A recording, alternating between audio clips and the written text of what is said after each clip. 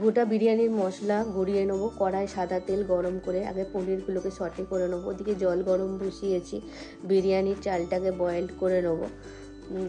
ওর মধ্যে দিয়েছি হচ্ছে ধনেপাতা, গোটা গরম মশলা, স্লাইস তেল, লেবু স্লাইস।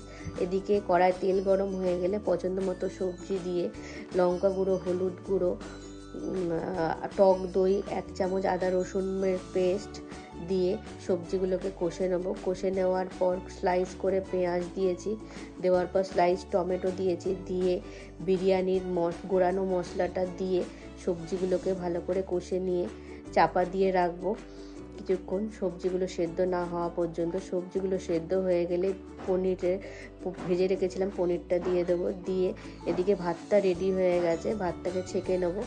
কড়ায় তেল গরম করে বেরেস্তার জন্য পেঁয়াজগুলোকে রেডি করে নেবো। করে নিয়ে সবজিটা ভালো করে সেদ্ধ হয়ে গেছে, তার মধ্যে বয়েল রাইসটা দিয়ে বেরেস্তা দিয়ে 1 চামচ রিফাইন্ড অয়েল, 1 চামচ ঘি, স্বাদ অনুযায়ী নুন দিয়ে ধনেপাতা কুচি দিয়ে তার মধ্যে রেডি করে রেখেছিলাম লিকুইড দুধের মধ্যে কেওড়া জল, গোলাপ জল, মিষ্টি আতর দিয়ে 15 মিনিট চাপা দিয়ে রাখলে রেডি হয়ে যাবে আমাদের ভেজ বিরিয়ানি।